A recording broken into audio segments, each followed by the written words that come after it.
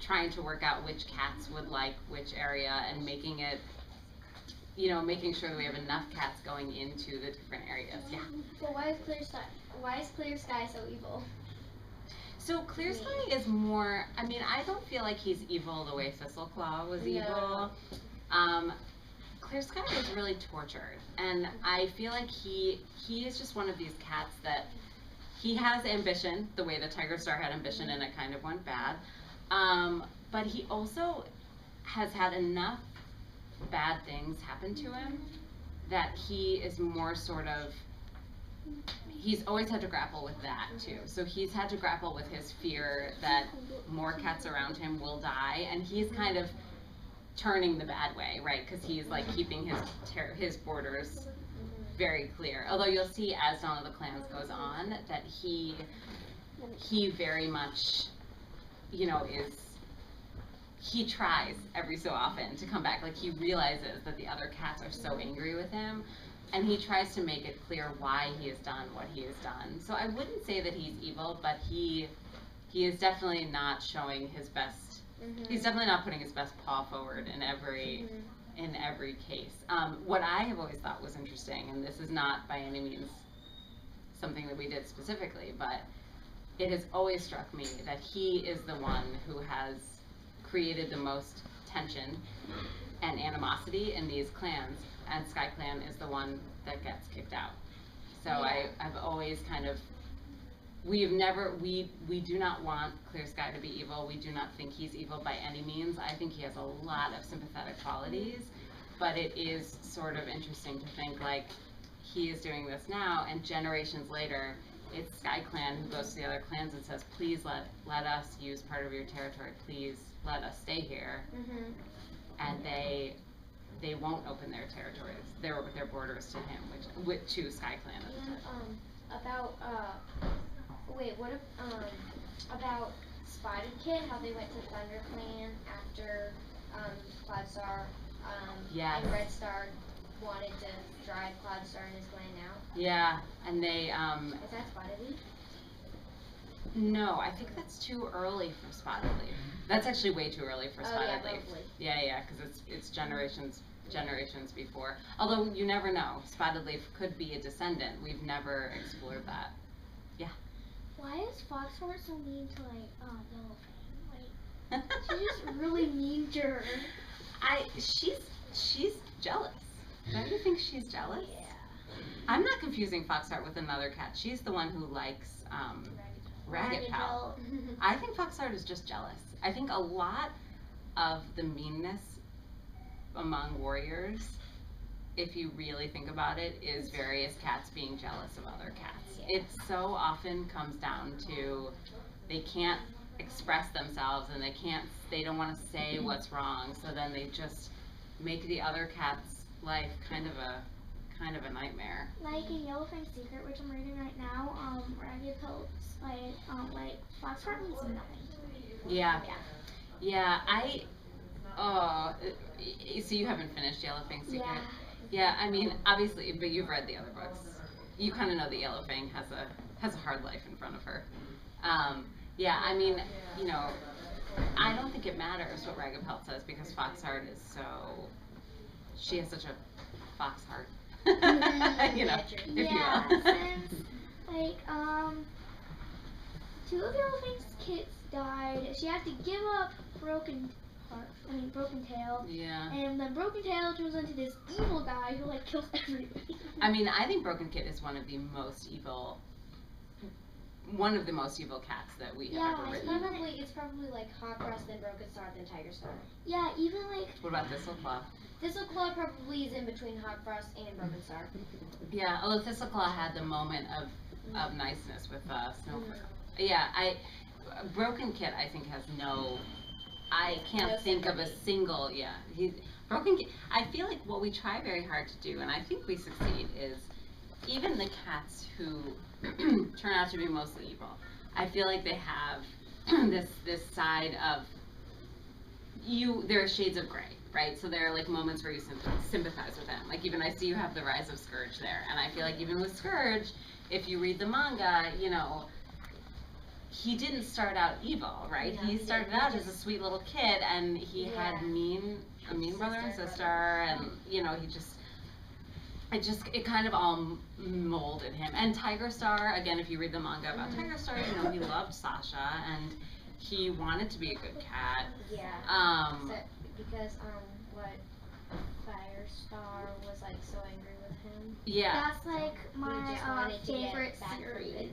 What, Tiger Star and Sasha, or the first book? Tiger Star and Sasha, I think that third book is so sad.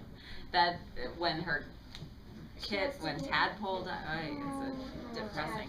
But I guess my point is, like, I feel like we try really hard to make it so that all of the cats really have layers to them, because we don't think it's as interesting to read about too many cats who are just black and white, evil, not evil, you know. So I feel like there's always, with all these cats, you kind of understand, at least you sort of see where they went off on a path that you wish they hadn't have gone off on. And even though, you know, I don't know that there's any forgiving Tiger Star for everything that he did, you've at least seen him in certain better lights. Yeah, like whenever Grace Sharp was having his kids, he was like, "Will somebody tell me what's going on?" Instead of going at Grace Sharp. Yeah. You are in big trouble. Yeah, he can be good. And again, with Sasha, I felt like he was very nice. And there were moments when he was with younger cats that he was very nice. But you know, overall, Tiger Star needed to go, and it's probably good that he is totally vanquished from everything, from the Dark Forest. And I'm glad Scorch killed him. And then Scorch died. And for Broken Kit, like when he was born, Yellowfang, also like I've never seen like this kind of like angriness on like anybody's face. Like I don't know what this means, like hatred, angriness, and stuff. Yeah. And then he kept like batting at everybody and scratching them, and every time she would like touch him, he'd scream. Broken Kit from the start was bad news. And you know, he was also then it's Foxheart who raises him, right? No, it's another. And then Lizard Stripe.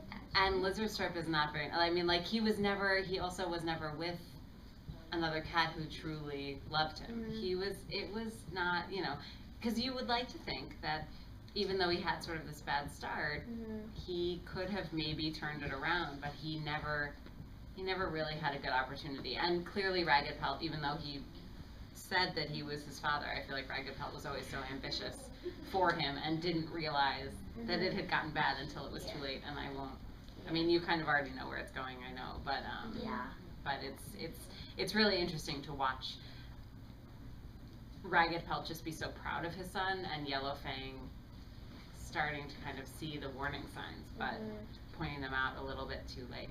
What, isn't Fernshade in Shadow Clan? Fernshade? Yeah. Yes? If she was, I think that Yellowfang could have given her kids to Fernshade. Yeah, she chooses, is it because Lizard Pelt just had well, it was because Lizard Stripe was the only nursing queen. Yeah, so you always have to give your kids to a nursing queen. It always comes down to that. You know, the kids gotta eat. They gotta help them out. Yeah, and then like Lizard Stripe dies of brain cough like a little bit after that. And so he really never like. He never had. I don't know that he ever had a chance. We also knew when we were doing Yellowfang's Secret how badly he turned out. I thought a Lizard Stripe was a girl. Yeah. Oh well, you guys keep saying he, so I'm like, oh. Oh, I think I'm talking about Broken Kit. Yeah. Broken Kit? Okay, yeah. I was like, wait, are you talking about Broken Star or? No. Oh, Broken Tail, Broken. And also, like, Broken Kit was like, he was also like a dark prophecy or something. Yeah. Well, he's part of the prophecy. Yeah, it's like a dark threat will come. Like, I think Mole Pelt was in her dream, and he's like a dark prophecy is going to come from the Shadow Clan Medicine Cat. Yeah. And like, well, just we'll destroy the like, clan. It's like something bring like that. blood and like bloodshed and fire. It's definitely about Broken Kit, yes. Yeah. that is definitely where the, and oftentimes it's when we are writing these books, you know, we sort of know where we're gonna start. Like with when we wanted to do a super edition about Yellowfang, we obviously knew what had happened to Yellowfang and that she had this kit, and we wanted to explore the background of how this happened and how she ended up with Ragged Pelt and how she, like, what her whole background was. But we sort of, I think we always kind of knew the prophecy was going to have to be something about this kit, because that moment where she has to kill him is such a defining moment for Yellowfang. Yeah, I think that was sort of exciting. I was just like this. My book was like, come on. I know. The interesting thing is, so I mean, with you guys, you know, I said, or I think I said it just now, or if not, I've done a lot of these. I might be mixing you guys up, but I wasn't the very first Warriors editor. Did I already say that? Yeah. So I didn't edit the first series, but I got to read them the way you guys got to read them, and I read them the way that people talk.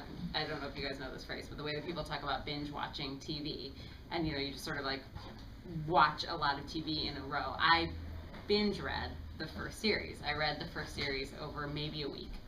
Every night I read a new book, because I was so, you get so into it, right? Same, and you're like, I read books in like one day. Yeah, so that's what I did with the first series, and it was so much fun. But getting to that point where Yellowfang, where you know she has to kill him and then she confesses it, and it's just, I thought that was one of the, even still to this day, is one of the most striking moments in Warriors. And what I also love about Yellowfang is like her gift. Like she can feel the pain of other cats. I used to think she had the power of the stars, but then she died, so nope, she doesn't have it. She tried. Yeah. In the other field guides, it said that Tall Shadow was like battle hungry and all that. How does she become that way? Because it doesn't seem like right now she wants to be. Yeah, that's been an interesting thing for us while we've been doing Dawn of the Clans, is trying to make sure that we have that we tell the best story and that we make everything work the best way, but still remain true to the various stories that we've written in the field guides. And Tall Shadow, for us, it's less that she is battle hungry, and it's more that she is starting to take on the personalities of Shadow Clan in the future. Like she likes to just sort of like sit on that rock and watch. She wants to stay removed from the other cats, especially you'll see later when she kind of leads some cats away and she sort of starts her own group. But that is definitely one aspect in which we haven't totally remained true to everything that was written in the past, because while she is very willing to go into battle, and the thing is, she doesn't have her own group yet, and I feel like she could very easily become, she has the personality where she could become a cat who is like, stay out of mind, like I will fight you. We haven't wanted to make that a huge part of her personality yet, because it doesn't quite work with the story that we are telling at this moment. I mean, she's still pretty young and she's only on her first life, so she doesn't even know she's going to get 9 lives really at this point. Yeah.